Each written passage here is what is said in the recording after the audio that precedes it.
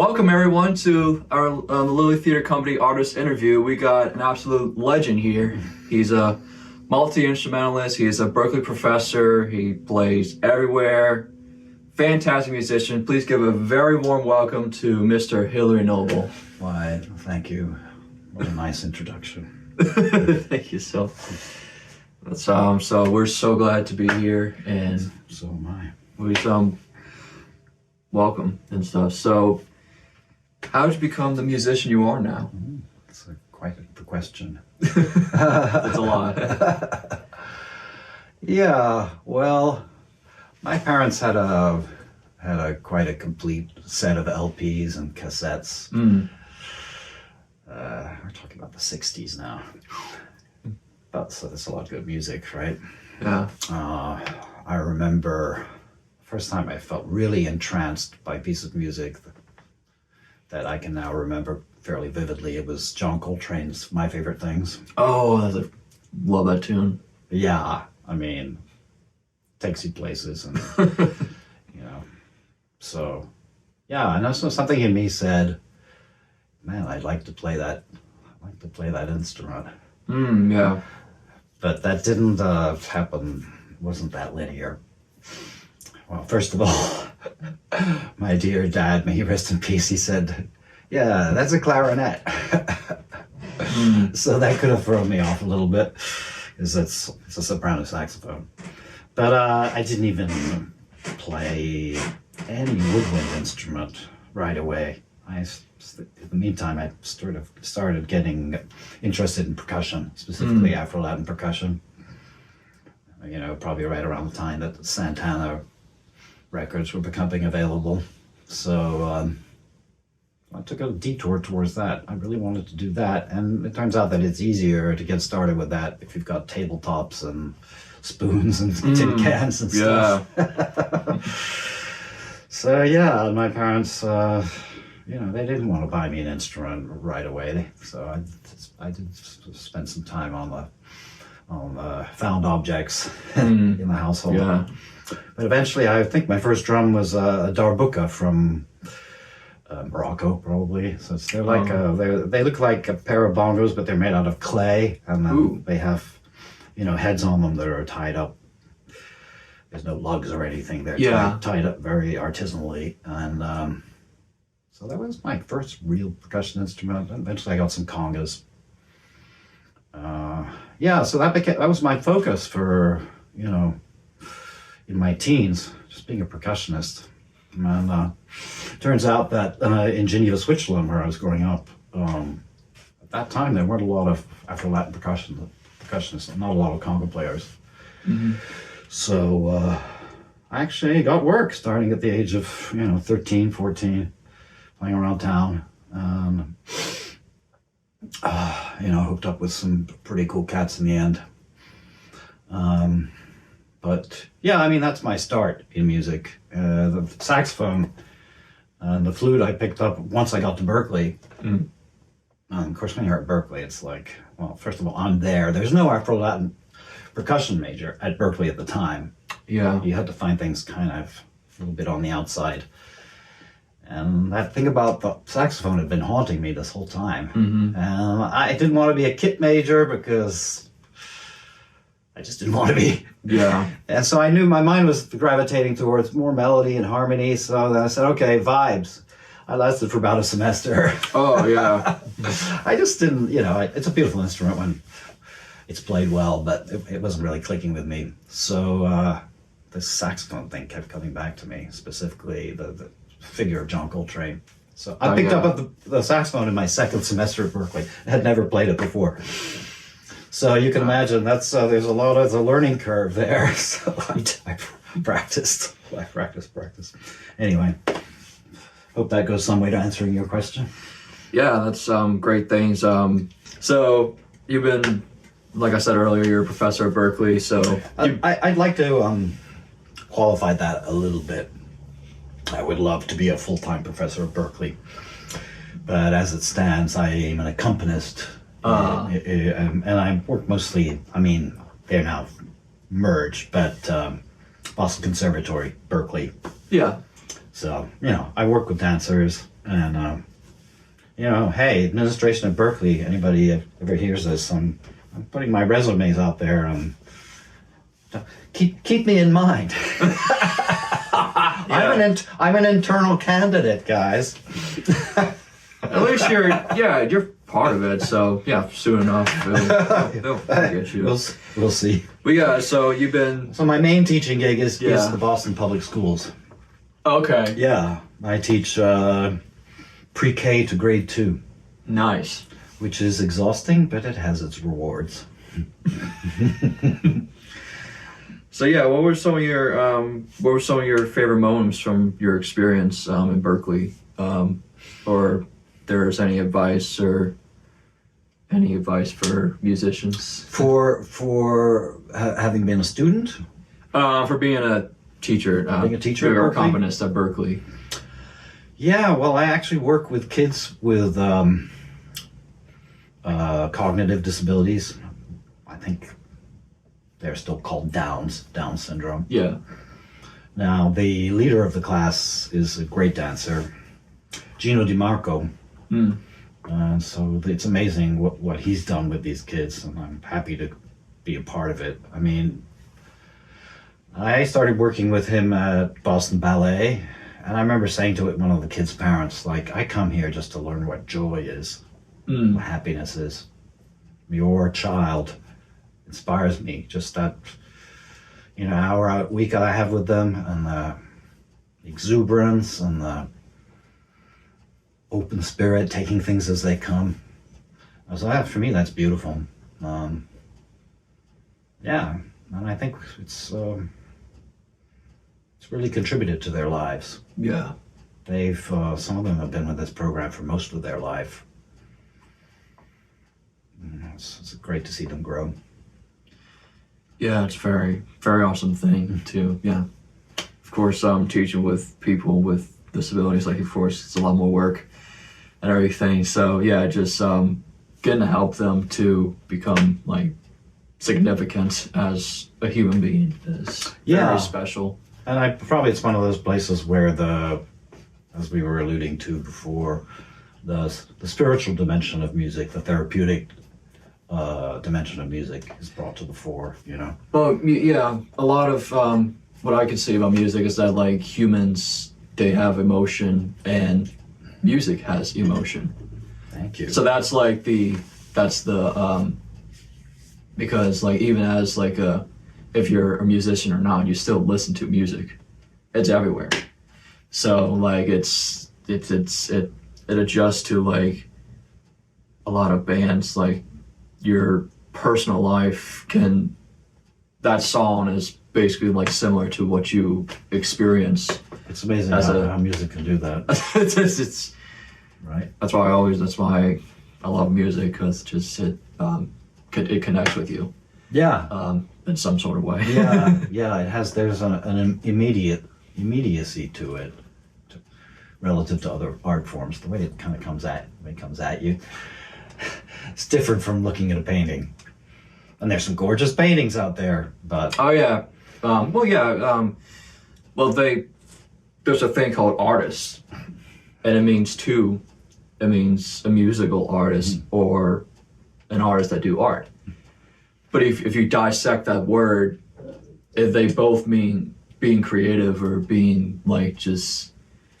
So that's why I always wondered, like, where did artists come from? Because it kind of relates to both painting and both doing music. Yeah. So it's a very similar way. Like, in being an actual artist, or be a musical artist, it definitely can relate to something. So much, yeah. So awesome stuff. So do you have any projects currently in the works that you'd be willing to let us know about?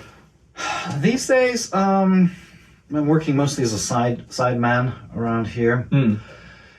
I've got these ideas percolating, and I'm putting little things up on YouTube. Actually, the way I presented Iron, the piece we were talking about before, I actually did that little video thing, where I'm getting better at using Final Cut and iMovie. So I am actually interested in the conjunction of image visual image and music.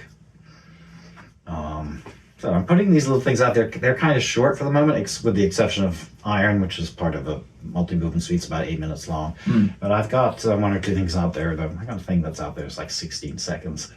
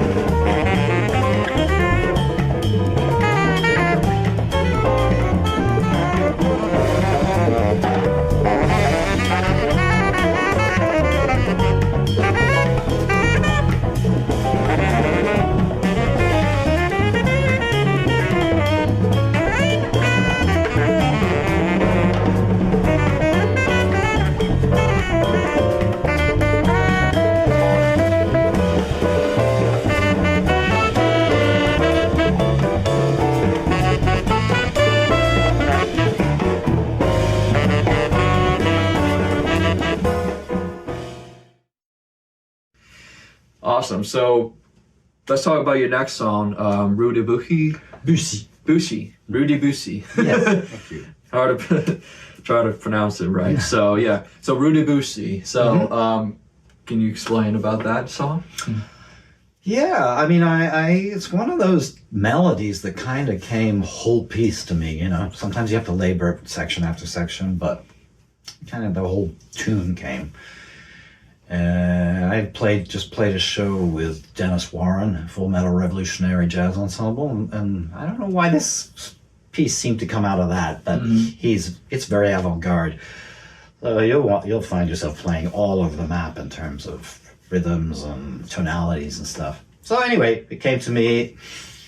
I was collaborating a lot with Rebecca Klein at that time. So I sort of showed her the melody, and she helped me with the harmonies, being excellent piano player that she is. And we also worked some transitions and stuff. Always loved the Latin Quarter in Paris, loved Paris. Started playing there when I was, even though I was living in Geneva, I started doing gigs there when I was 16, 17. It's just been very close to me. So, and I used to stay at this hotel in the Latin Quarter, Hotel Louisiane. Right around that hotel is a street. So I started thinking of that place, and Rebecca was like, hey, we came on this idea together because, like, when you listen to Afro-Cuban rumba, sometimes, especially the older stuff, you'll hear them singing La Marseillaise, which is they won't sing the words, but they'll sing the melody of na na na na na na na na na. So I thought, hey, let's use that. Let's put some rumba in there, jazz style rumba. And so she plays this kind of rubato arrangement of La Marseillaise for a minute or two, and then the tune begins. And then there's a breakdown with percussion, and she makes that melody of La Marseillaise into an accompaniment for a percussion solo. Like a sort of montuno, tumbao. Wow. Yeah, so it's all in there. A bunch of different line styles, yeah. Yeah, I think it came out nice. I mean, it's in terms of the things that we put up there from that festival, they gave us the best video recording of it. It's one of the things that people watch the most. Nice. Yeah, so if you explained whole different styles, hope you all enjoy this video.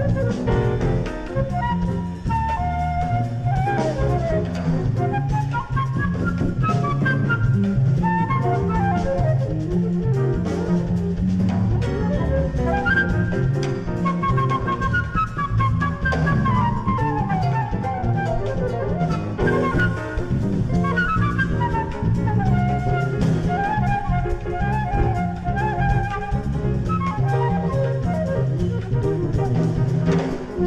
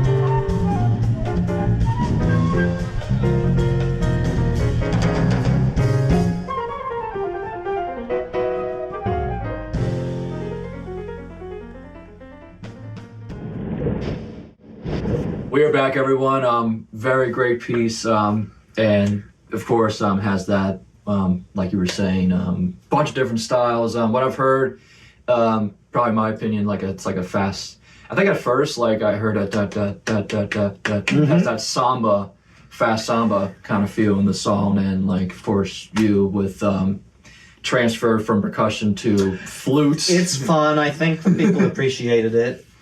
It's, you know, you have to kind of think about it arrangement wise and spatially. Like, how can I get from over here on the congas back to the flute in enough time? So, you know, we thought through that with the transitions with the other musicians, but frankly, I think it must be kind of fun to watch, you know.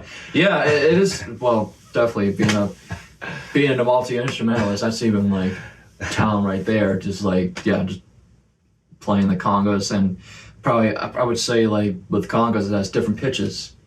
So that kind of like what we were saying about the similarities between saxophone, flute, and percussion.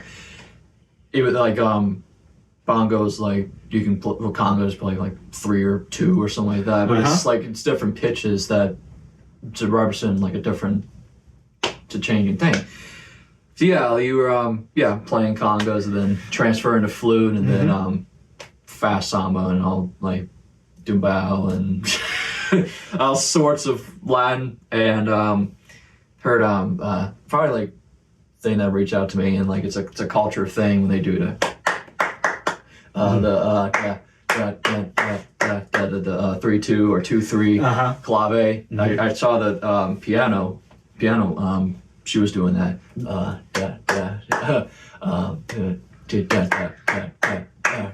Yeah, absolutely. So that's kind of like a family thing. I see a lot of drummers like I don't know, with the, like sangha. I got really into sangha. Is that they use the left foot, that 2-3 clave while doing that, which is like I know even that was just crazy. So like that song definitely kind of set a great example of like just wide varieties of Latin, and of course and then the other song the funk in there, so it kind of why not explains what you did. So much good music out there. Oh yeah, as they say, the talent borrows but the artist steals. That's a great word right there. That's kind of explains what I've listened to. So I see influences. It's always an influence with any musician. Like you always have to listen to someone else to like create your own ideas with that. Absolutely. And the more ideas that you can do, it's beautiful. Yeah. So what is your what was your favorite composition or project or collaboration? It can be either or that you've been a part of, and the reason. Yeah, I mean, I really enjoyed the process of clay, iron, water for a number of reasons. The fact that we got they gave us a grant. Oh, wow. Yeah, to pay for the composing process. Also, it was stipulated that we should hire some established, well-known musicians to join us at the premieres. Originally, we had Esperanza Spalding lined up to play with us, but between the time that we got the grant and the time that we were ready to premiere it, she was on Dave Letterman's show, and Oh, wow.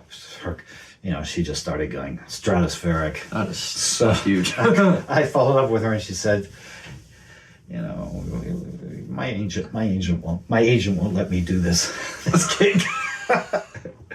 Too bad. It would have been lovely.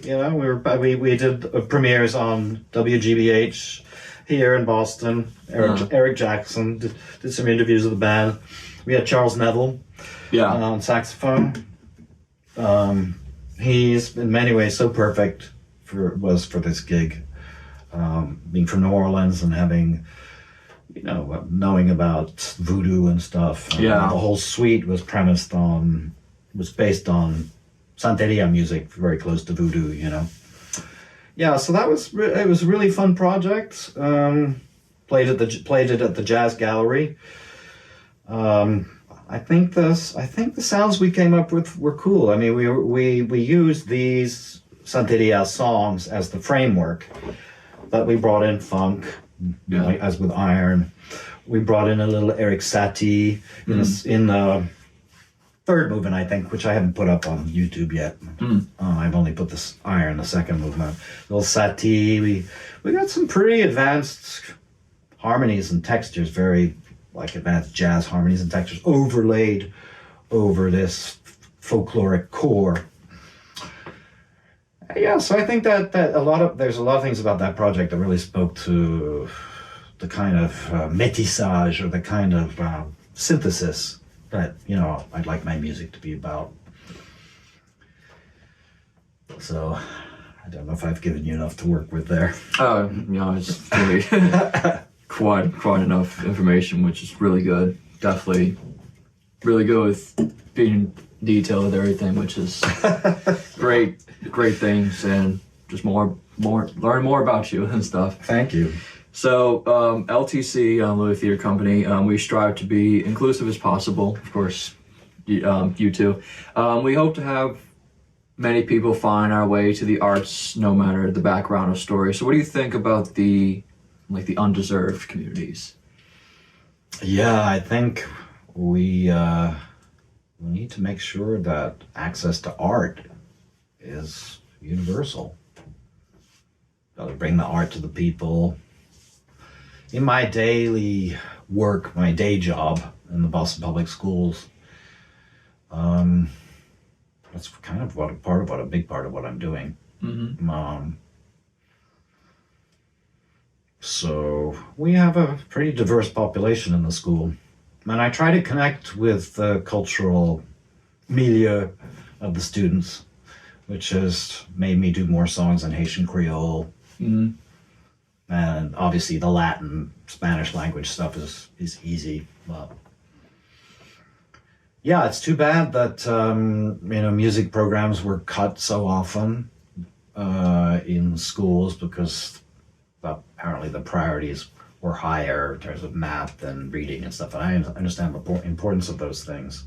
But art is, we've been doing it for millennia, tens of thousands of years. Oh, yeah. And it's clearly something that's very deep for us. Those guys painting on those caves, that tells me that it's art, musical art. It's not just something for bourgeois people with the means of buying, the electronics that you need to play with a nice stereo. But the art is really about, it's human. It's important. It should be emphasized in education. Boston has been doing pretty well with it lately. They've kind of prioritized it. So yeah, keep art for everyone. Yeah, that's definitely an unfortunate thing with so yeah, great stuff. So do you think we as educators, musicians, could do more to support people that really don't have access to learn an instrument? Like you started with spoons and all that stuff. So yeah, and I bring that to bear on my classes. I mean, I show videos involving found sounds.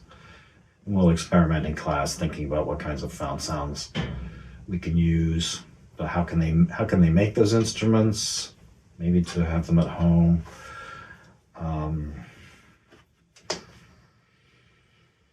Yeah, I mean, there are also resources as you get to the higher grade levels where kids can, for a nominal fee, can rent an instrument and take it home, but not at the level that I teach at. In fact, using found sounds at the level that I teach at, pre-K to 2, I mean, it's just, it makes so much sense. You know, kids are gonna find it really simple to just pick up a salt shaker and shake it and listen to the sound. It's a beautiful thing about percussion, you know. Kind of anything can be percussion. Just hit it. Yeah. Shake it. Scrape it. I just remember like back in elementary school, like that was what we did. It was all like toy percussion instruments that we did, and this was like before I got into music, but it was like, of course, it was a music class, which is good, the music program. But you like go in there and like they have like percussion instruments and singing and stuff. So it makes so much sense. It's user friendly. You can transfer it to the home without having the actual instruments, pots, pans, whatever. You know, you can make a shaker really easily. You know, with just find the container and whatever you're gonna put it in, seal it up nice and tight, shake that thing. Yeah, get the beads put in there, and then makes that sound. Yeah. Yeah, that's great answers for that. So where have you brought your music this past year? Wow. Well, you know, let's see, how far afield did I go this year? I went pretty close to the Canadian border a few weeks ago. Now, when we say my music, we're talking mostly me as a sideman. I really want to get back to a place where I have my own band again. It's going to take a little time. I'm not quite sure the direction I want to go with that. But whatever I do, it's going to involve some juxtaposition of all of the things that are percolating, you know, in here and out in the noosphere. Yeah, that's cool. So you were saying, so what were your visions in the coming future? You were saying some of that. Visions for the future? Yeah, absolutely. So, you know, the thing that's percolating close to the surface right now is some multimedia stuff.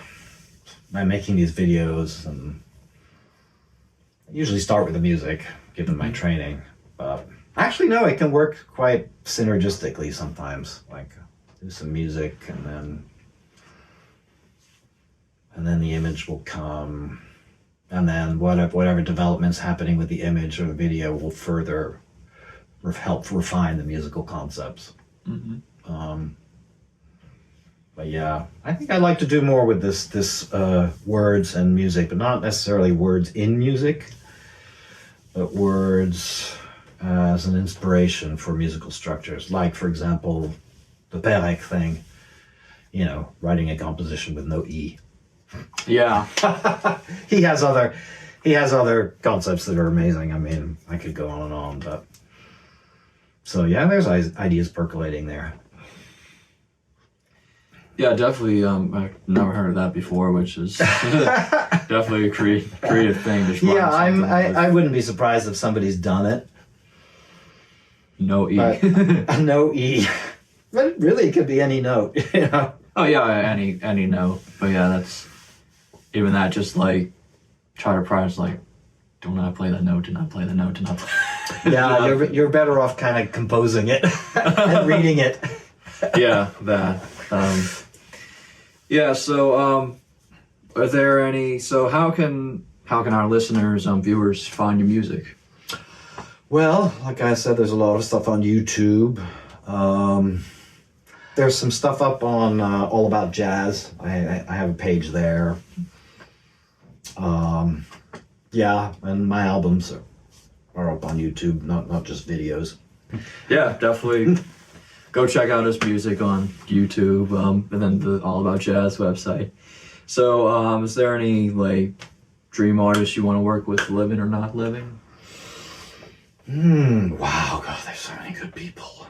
Try to narrow it down to. I'll probably give you something. John Coltrane. Oh yes. Yeah, he may not be with us, but he's selling more albums than me every second. Yeah, oh man, that would have been amazing. That would have been crazy. Yeah, wow. Anyone else? Anyone else? It's I've been listening to so much different music these days. I don't know why I'm saying this, but I just heard, or was really brought to my attention, a song by Pharrell Williams called Frontin'. Yeah.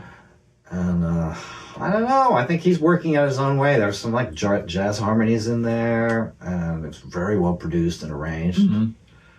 Oh, hey, okay, let me just put that out there. Pharrell! It's never going to happen, but that's okay.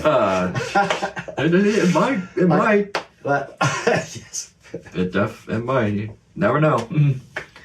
So that's like the thing. Like you it's kind of like that's what I was saying. Like as a career, maybe like you kind of do and you kind of don't know where you're going and stuff. It's so true. So it's it can go way better, can go same, can go hopefully not worse, but yeah.